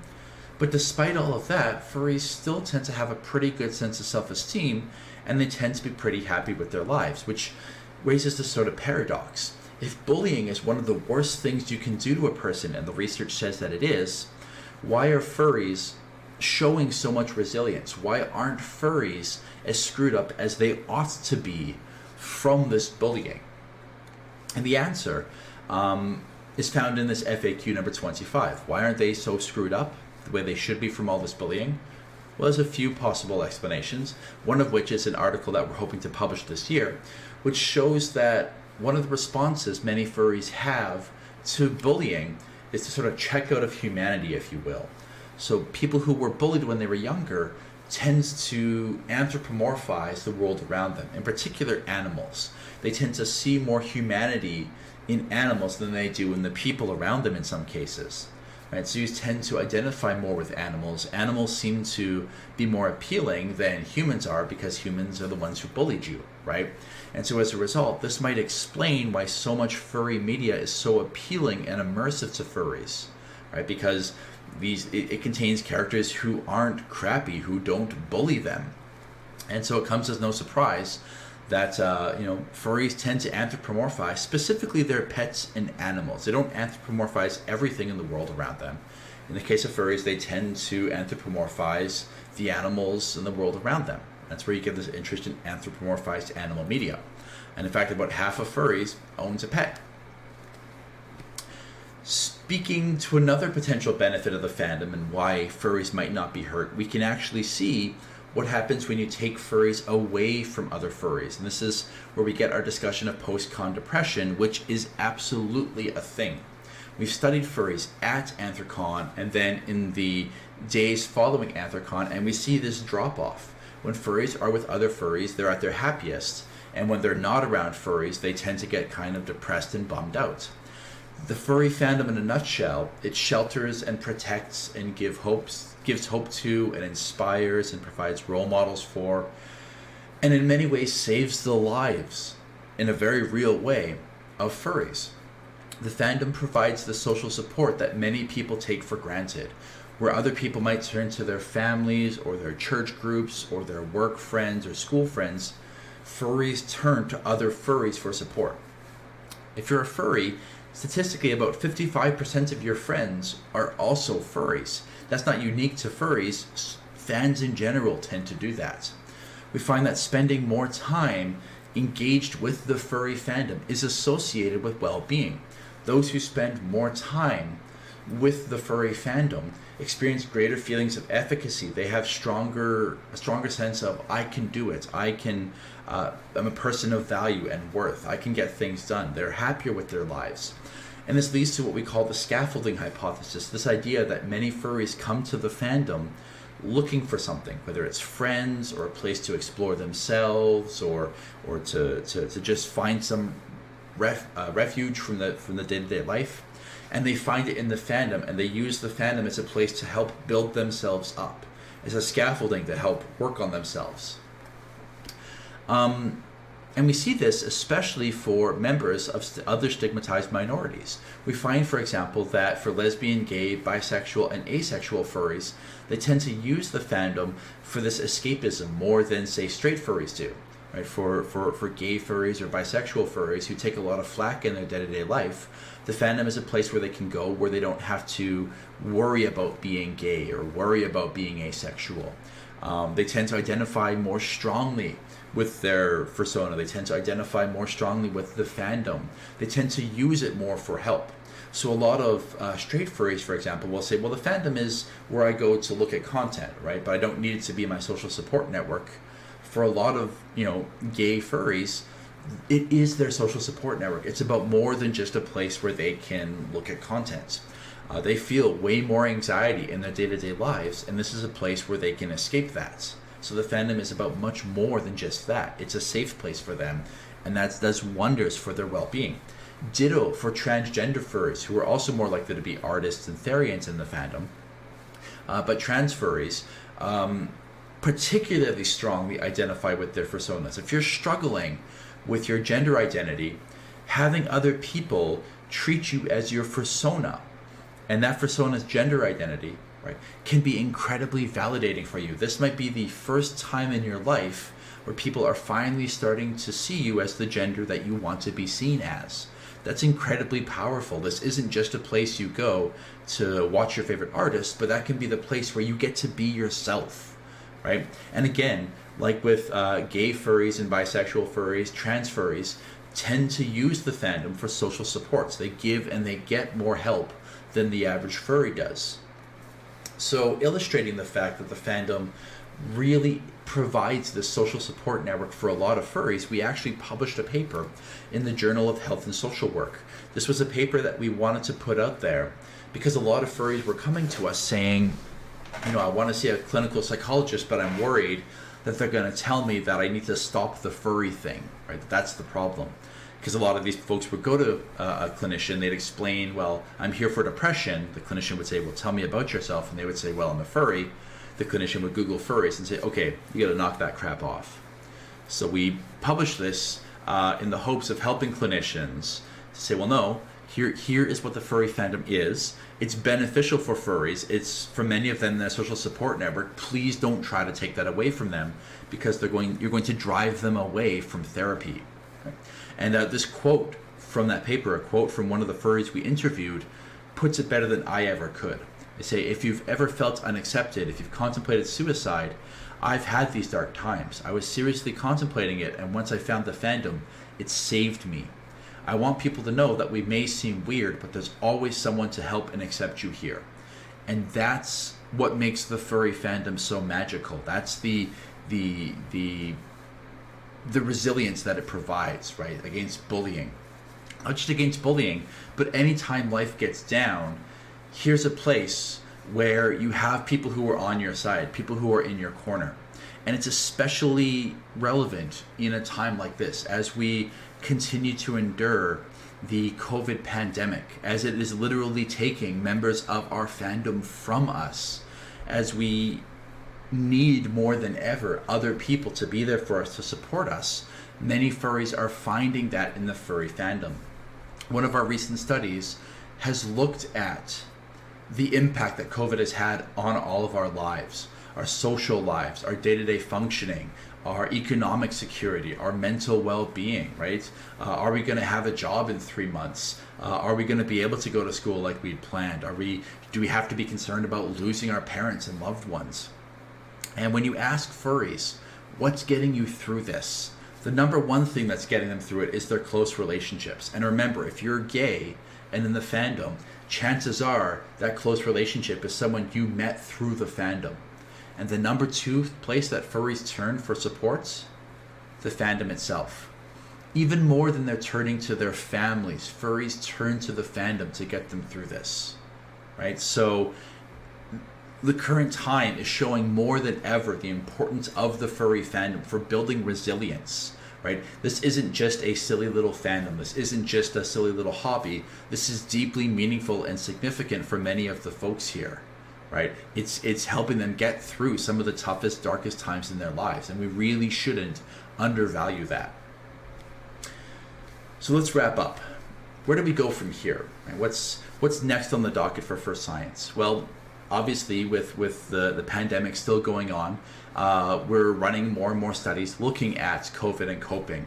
One of my honors students right now at Bishop's University is studying the furry fandom. She's not a furry, but because of my work, she's studying furries, and she's just recently done another study looking at COVID and its effect on furries and how furries are coping with it, and specifically testing whether furries use the fandom as a source of coping. As I mentioned before, we are currently in the process of working with scholars who specialize in qualitative methods and who specialize in methods that are different from our own to try to understand the experience of groups that we've often overlooked in our own work. So specifically experiences of BIPOC furries, the experience of trans furries, folks who often slip through the cracks when you look at aggregated data.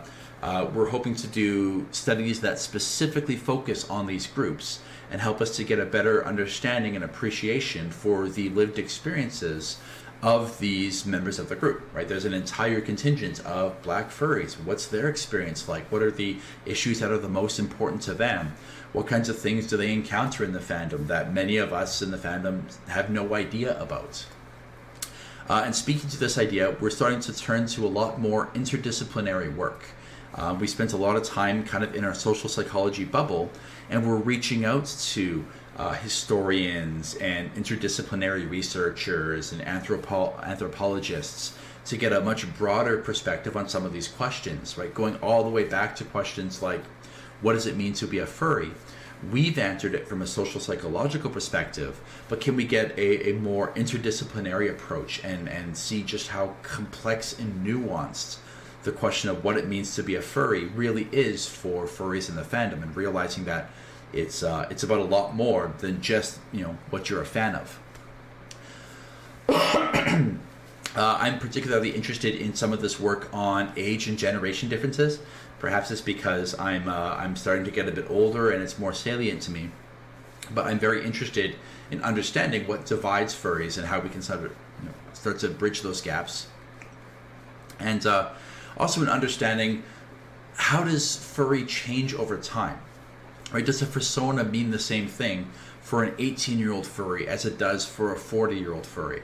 Right? Does what it means to be a furry differ for younger furries and older furries? That's something I'm especially interested in and hoping to study in the next year. Is there a take-home message in all of this? Right? What's the $1 takeaway message that you can sort of share with your friends and family?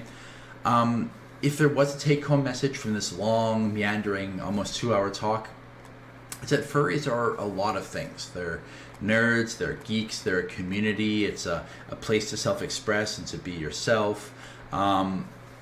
Most of all, it's kind of weird, and that's okay. A lot of people bristle and cringe when I describe furry as weird. They say, oh, you can't say that, right? Weird is bad. And I want to take back weird. I want to reclaim weird and say, no.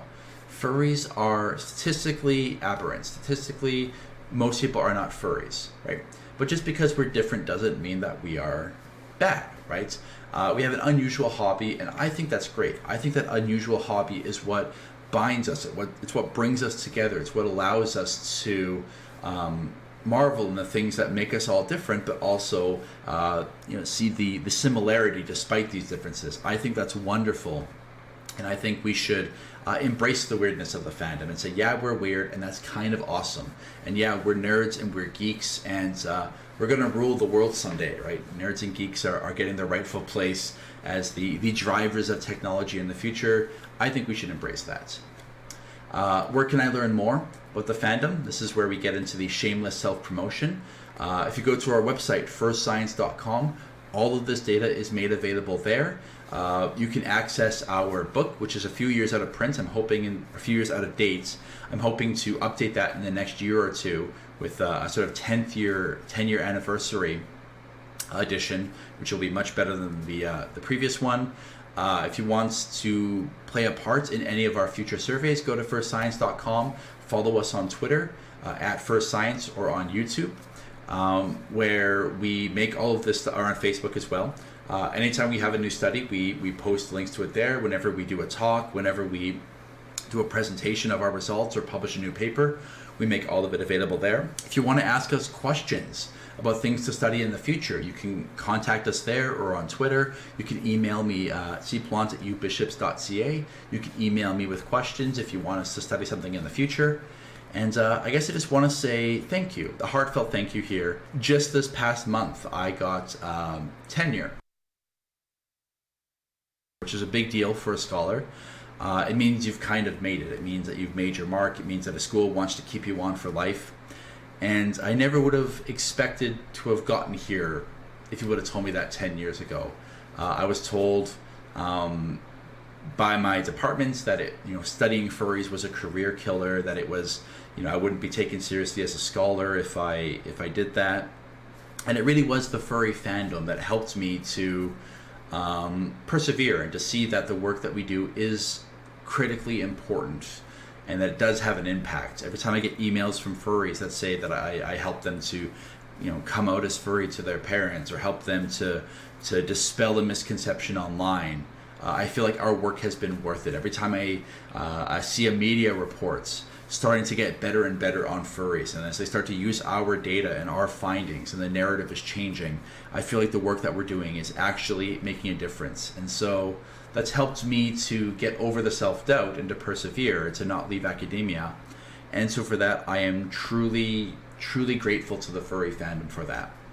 I very much consider my getting tenure to be just as much the fandom's accomplishment as it is my own. And so I invite you to share that with me, and again to say thank you very much for sticking with us at FurScience for all these years. And we'll be back. We always are. And thank you very much for your time, for listening for almost 2 hours to a talk. And hopefully I will see you in person next year. So thanks for watching.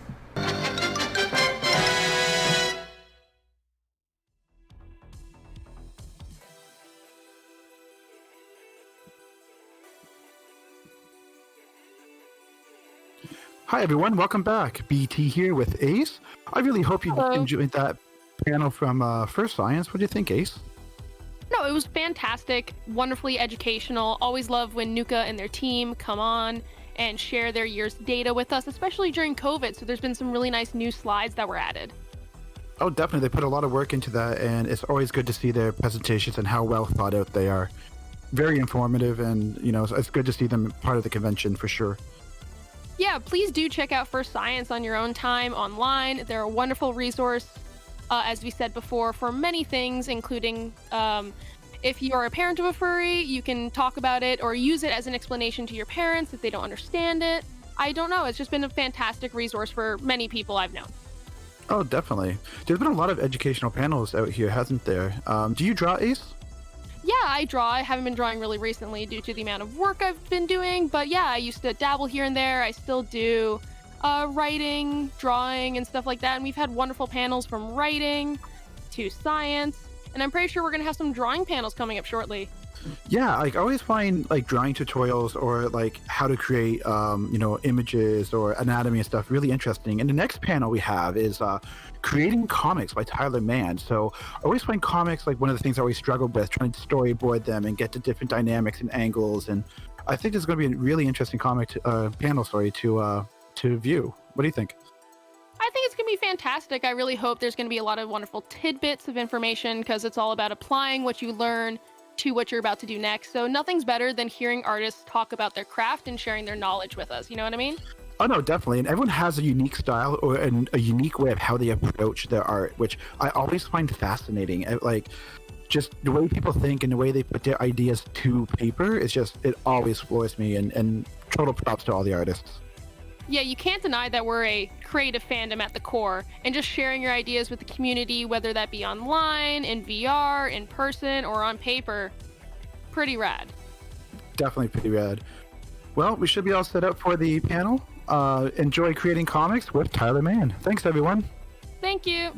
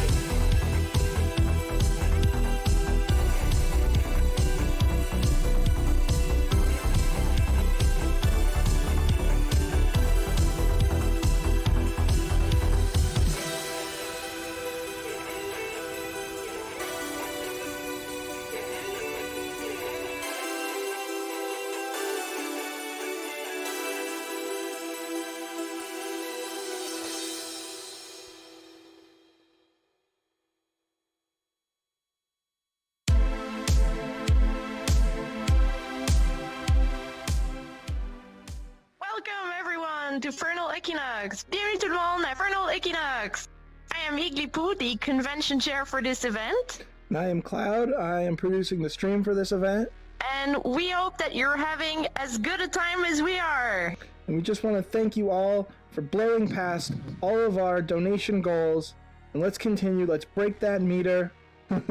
It's also free. Bring all your free. friends. Bring Let's all your beat friends. all the records. Everybody out there, tell your friends. Tell your friends. to come. Tell your friends to come. friends. Tell them to tell their friends. Badgie, tell your friends. Better tell your friends. Badgie, come and tell them to tell their friends. Badgie, tell them to tell their friends.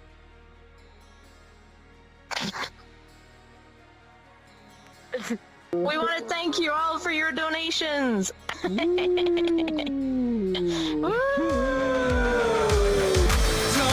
moonless night has never felt so right. An empty mirror only shows